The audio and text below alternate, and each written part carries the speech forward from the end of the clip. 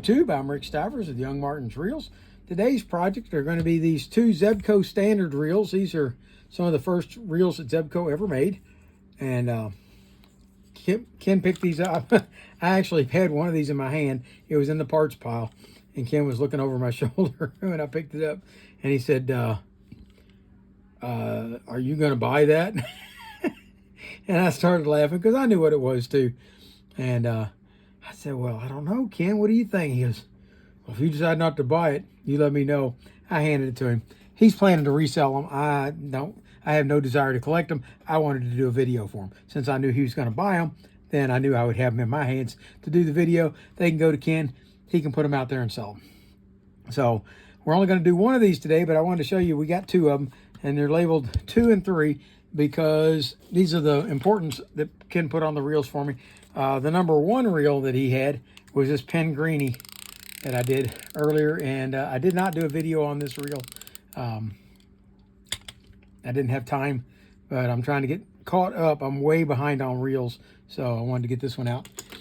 So that one's good, and I want to do one of these two. One I'll do a video on, the other one I will not. And we're going to get these moving. One thing, this cover's on upside down. If you look here, the Zebco should be on the top up here. And how does this reel work? Well, if you've never seen one of these before, works pretty much like the Model 11 and the Model 22 that were made in that same time frame. And the way this works is you would take and you would push in the button here, like so. That pushes out the handle, okay, releasing the line inside. Now to cast it, you would put your thumb on this roller ball back here and hold on to that while you and when you went to cast it, you would release it right there. It would cast out. Then when you went to wind it, you would push in on the handle, and this will pop back up when you do like that, and you would go ahead and wind it in. That's how it works. Okay, so we're going to take this one apart. Get to see the bait clicker on it works. A little chattery. Okay, let's take this thing apart and see where we are. And this is one of the beige ones. That one is a beige one also. This spinner head here came in 3 different colors. And one was black, one was red, and one was beige like this one. So this is the beige one. And let's go ahead and see if I can get this back cover off. Here we go. See the ball? And that ball rotates on that hole right there. It's not a real ball, it's just a knob. And as this spins, see how that ball rotates? Okay. So let's go ahead and see about taking this off.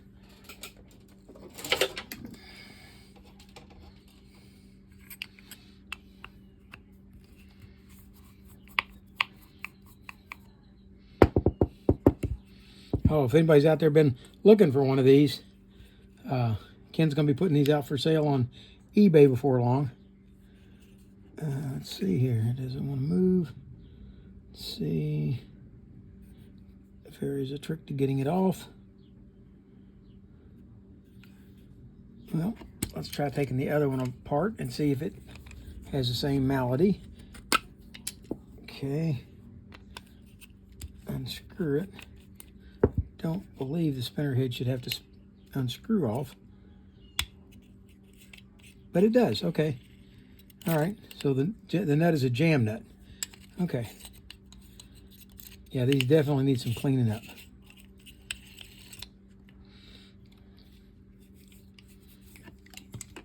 Okay, so let's see if we can get this one unscrewed like we did that one.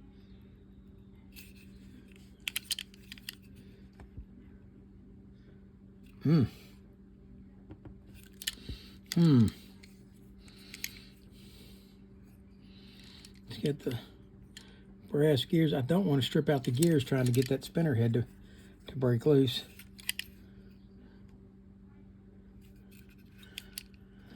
Let's hit it with a little WD-40. And let's try putting the nut on and off a few times and see if that helps to break it loose.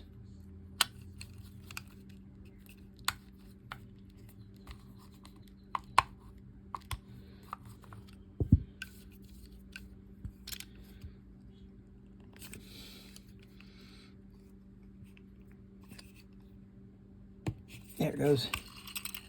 Okay, that's off now. I'm hoping the spool will come off, but the spool may not come off. I don't know. I've never had one of these apart before, so this is all a new experiment for me. Let's take the line off of this thing. You're not going to see me take all this line off. I'm going to space out, and when I come back, all the line's going to be gone. Okay, we have a little bit of a break there. My grandson came in. I'm getting ready to go to the beach.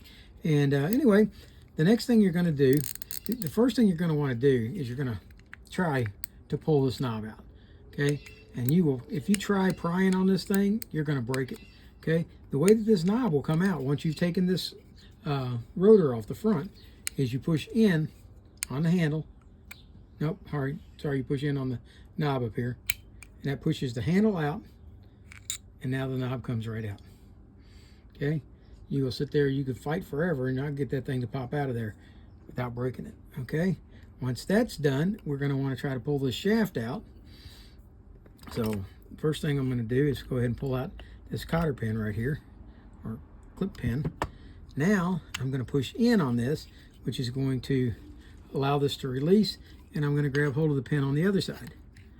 Let's pull that out. I've got both of those over there together now, and now this and the spring will come on out. With that out, we're now going to remove this nut.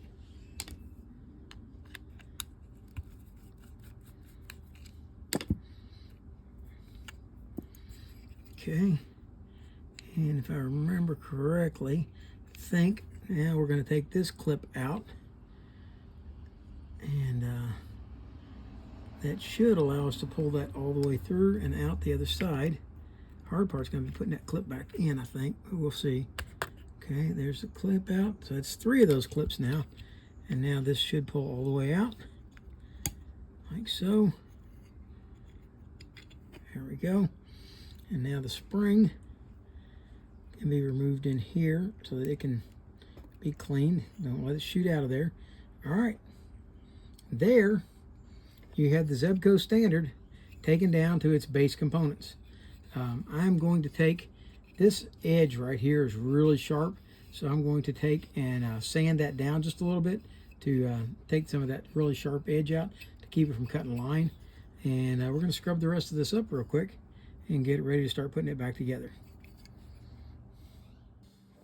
All right, everything's pretty well clean now, and we're going to start seeing about putting everything back together. And we're going to start off by putting in this main gear, but before we can do that, this spring over here has got to go back in. Now the difficult part of that is, along with that spring, this washer has got to go in. So this washer has got to go in sitting on top of the spring, and I'm not real sure how to go about doing that just yet. I think we'll worry about getting the spring in first. I'll slide that down in there. And let's bring a little more light into this subject. And we will see if I can maybe finagle this washer in using a pair of hemostats and a screwdriver. So what I think I want to do is pull the spring down a little bit and slide that washer in, release it. Okay, now the washer's on top of the spring. Now I got to get the whole mess to come up over top of that hole. Like that. That looks like it's about right. Okay, and I'm going to, well, normally rotating surfaces I'm going to oil, but this one here I'm going to grease just because this is so old. Okay, there we go. I'm going to slide that main gear back in. Now I've got to get it to go into that spring. There we go, got it in the spring. I don't have it in the washer yet. There we go. I think I about got it in the washer too. Nope, it's a little off center still. Take a look at, there we go. Down through the hole. Now, The hardest part of this still has to be done. I've got to get that spring to pull down, spring and washer to pull down, and then I've got to put that little clip back in there. Remember that clip? It has to go back in there. So let's see if I can get hold of it and get it down in there where it belongs. There we go. That wasn't so bad, was it? All right.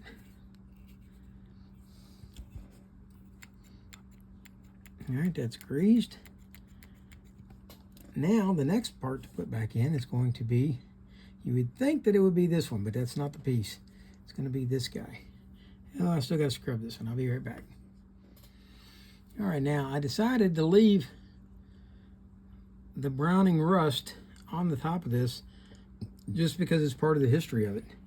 So, okay, we're going to start off by sliding this back in here, and then we got to put the spring over top of the shaft. So the spring goes in over the shaft, bring it around, and like that. There we go. Now, before we put that all the way in there, we want to go ahead and put this other clip, this one here, onto there. So let's pull this out just a little bit until we get to where that slot is. There we go. And we can put this one in. There we go. Put that in. Now we can push this other one in. And now that's going to lock into place right there. And we can put this last clip in. There we go. Okay. Now when this pushes in, it releases that. All right. Now, what I didn't do was put any grease or oil on this shaft. So let's go ahead and do that. Maneuver it a few times. Make sure that it gets a chance to get that oil in there. All right, now we've got this in the released position, in the out position. I'm going to go ahead and grease this main gear.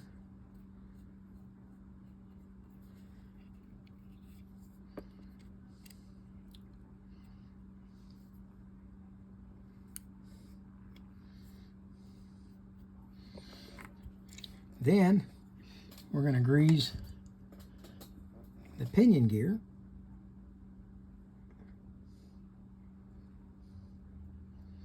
And along the shaft where it's going to ride inside.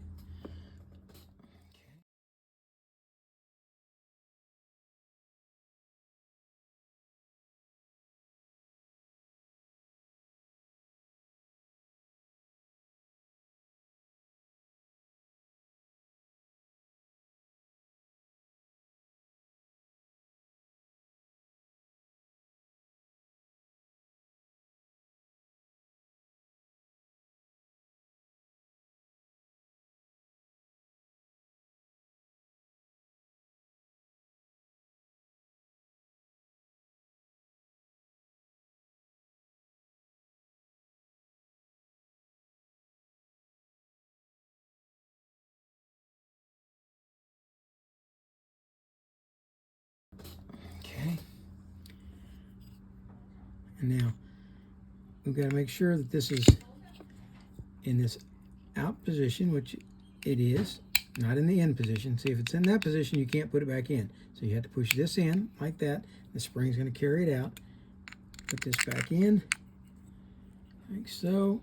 Now we push this in, that locks it into place. There we go. Wipe off the ball so it's not greasy or oily. Need to come back now with this rotor, which remember it's screwed on.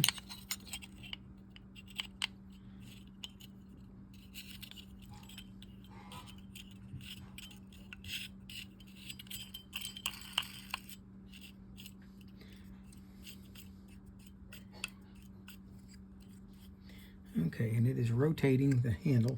So let's go ahead and just set the handle in place for a minute until we can tighten this down. There we go. And now let's go ahead and put our nut back on. There we go. Let's put the handle nut back on.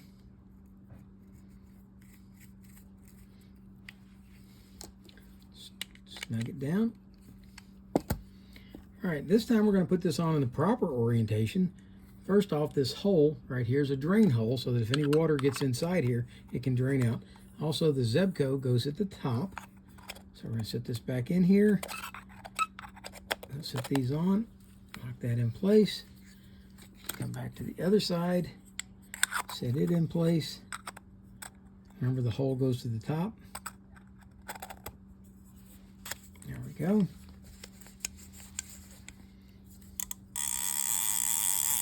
And one of these is a little bit tight. Let's go ahead and add some oil to both of them. Wiggle them around a little bit, give it a chance for the oil to get down in it.